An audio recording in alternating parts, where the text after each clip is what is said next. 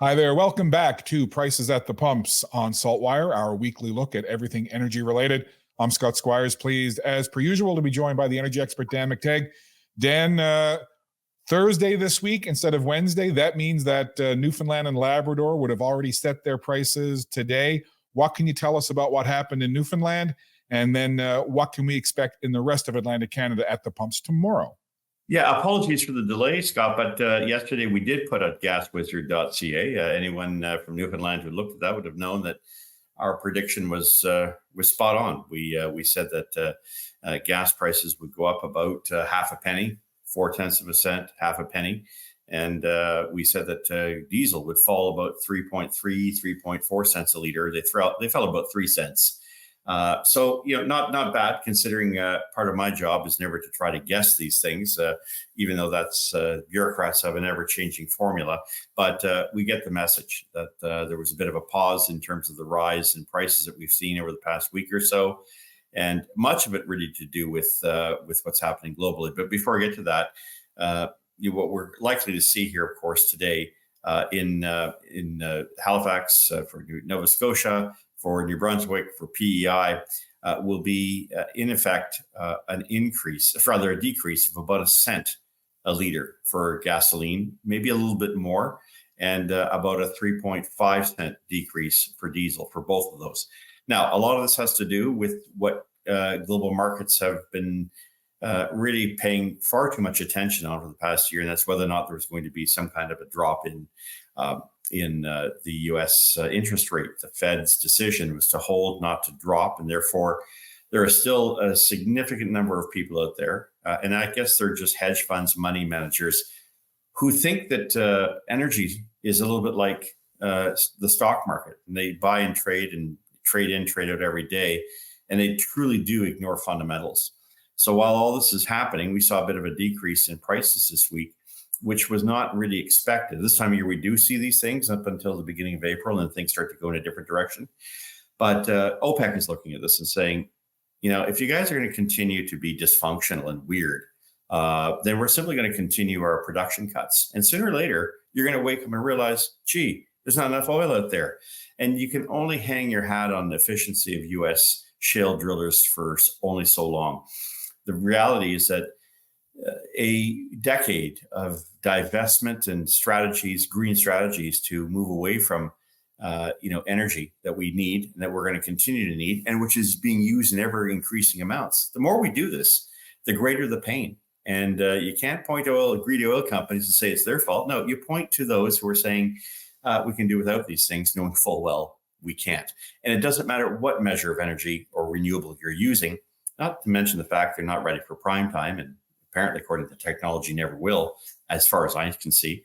But we're also looking at, a complete denialism of reality. The reality is that the world is going to continue to use more energy, like propane, like natural gas, like oil, like coal, and whether we like it or not.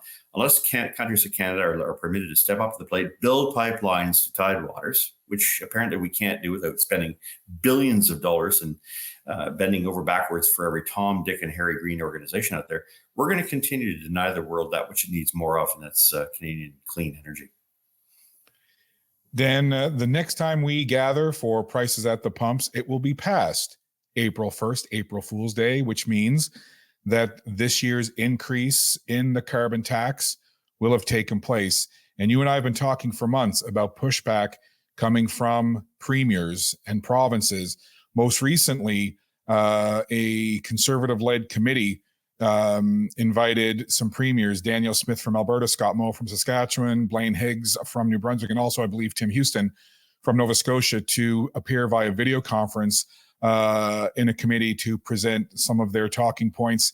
But then from a overall view of what you're seeing, and having been an 18-plus year parliamentarian, what are you seeing happening in this now kind of trenched battle between the provinces who are saying this is not good for our citizens, and the Prime Minister and his camp who say, well, this is the best way forward, like it or lump it? What are you seeing?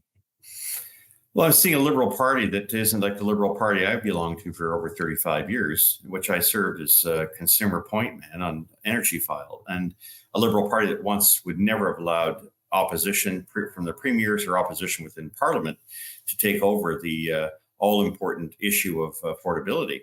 The fact that the Liberals abandoned this under Justin Trudeau in favor of their pie-in-the-sky belief that a molecule like gas, like CO2, is somehow going to bring about a climate crisis is not just crazy.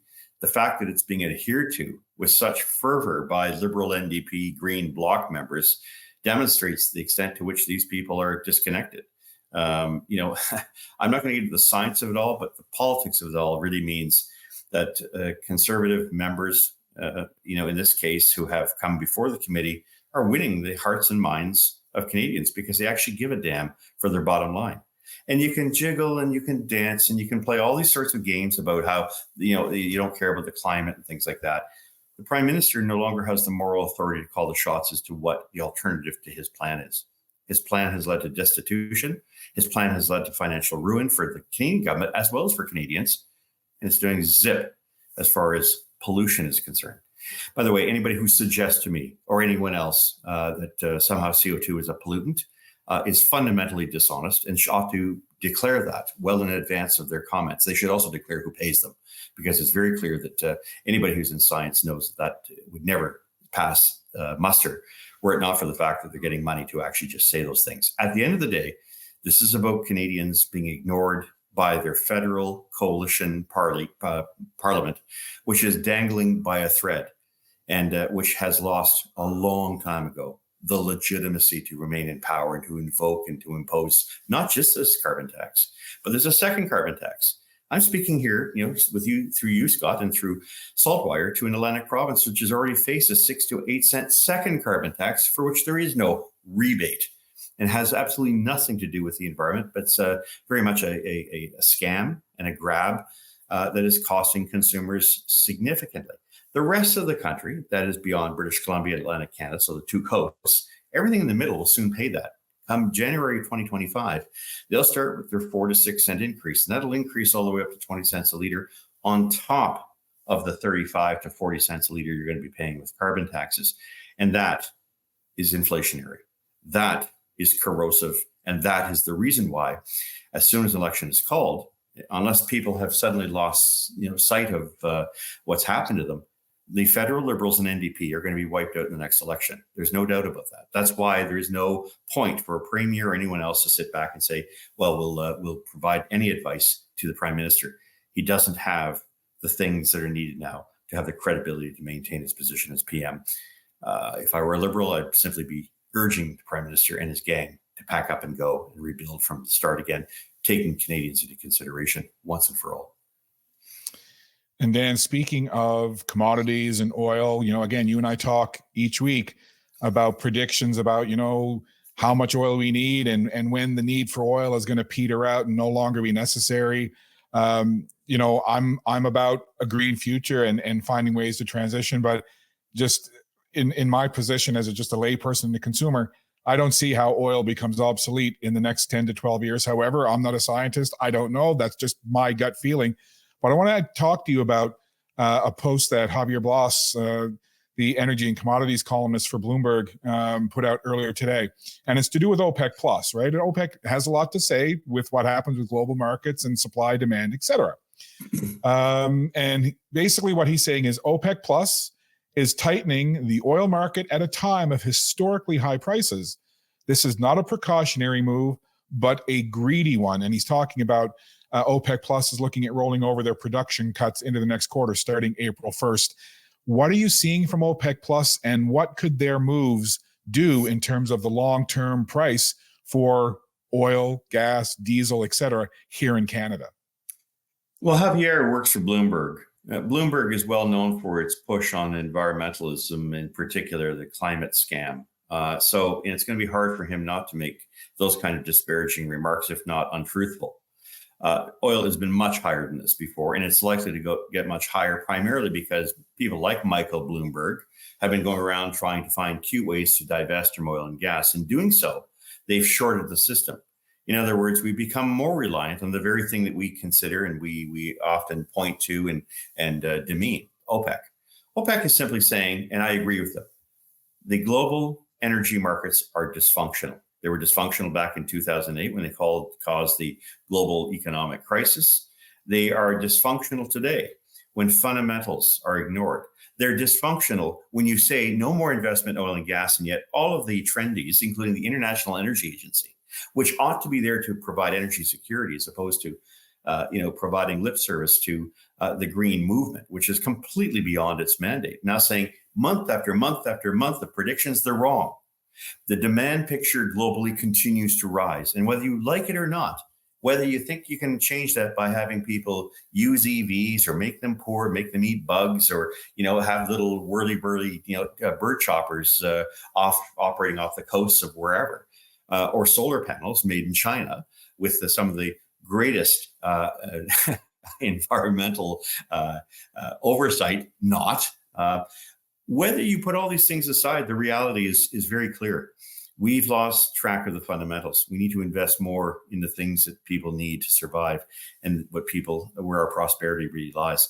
I'm not sure if this is really a point about whether or not we should be complaining about what OPEC's doing, but OPEC is saying the market is wrong. It's distorting the market signals, and we're not going to be party to that. If you think in Europe, in North America, you can produce enough oil to make up that energy, have at her. Fill your boots. Problem is, we can't and won't. It doesn't matter how much efficiency and technology Americans have with shale drilling. The fact that we have limited infrastructure, that we have limited investments, means that we're heading towards a very serious energy crunch, a crisis, a real crisis, a financial crisis, and one in which we're going to have to learn to do without, because green policymakers want it this way. And people like Javier Blas, who I've done many interviews with in the past, obviously don't mind hiding their own agenda, which is very clear if you look at the company he works for. Dan, last thing before we move on here and wrap up with you. You and I talk each week about a lot of things, and certainly EVs are one of those, transitioning to electric vehicles. We know that there's that big push for electrification, but I was at a really busy sporting event this past weekend, and I saw about maybe 6 or 8 EV charging stations with vehicles all plugged in. But then I looked across the expanse of the remaining parking lot. I mean, it was cars as far as the eye could see. Now, I don't know exactly how many of them were ICE vehicles or electric vehicles, but let's say the majority of them were ICE vehicles, internal combustion engine, aka gas powered, which I'm sure they were. I was looking at all the cars just in this one massive parking lot filled with vehicles. And I thought, fast forward 10 to 15 years, and every one of these vehicles is now electric, that has to be plugged in and has to pull power from the grid and have to be able to find places to plug in, not just at home, but for travel, et cetera. And I thought to myself, how is this going to happen in 10 to 15 years? Again, just your thoughts on how we can do this from a infrastructure, grid, power supply point of view, to basically, if we look at all the vehicles that are on the road now and fast forward 10 to 15 years ago, they're now all electrical. How do we do it? Well, we don't. And we don't have the grid to support it.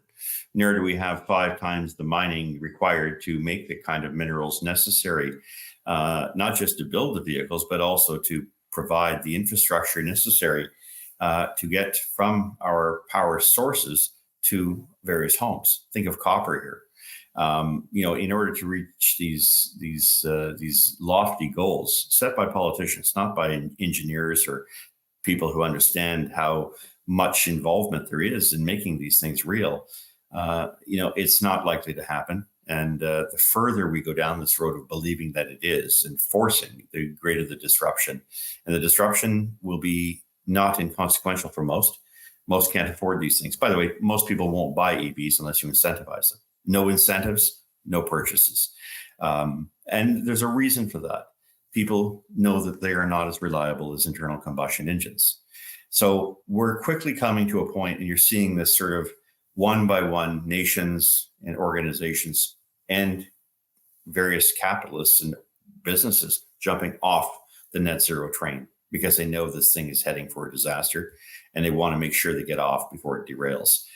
My sense is that this is going to happen in Canada very quickly in the next 20 months when there's a new federal government, and that we get a sense of reality being yes, you can do some of these things, but you have to do them in concert with the technologies made available and the ability for people to make ends meet and jobs to be created, which they're not. Currently, what we're seeing with the so-called green reset and just transition is a lot of debt and a lot of people out of work and a lot of angst because it's not working well at all.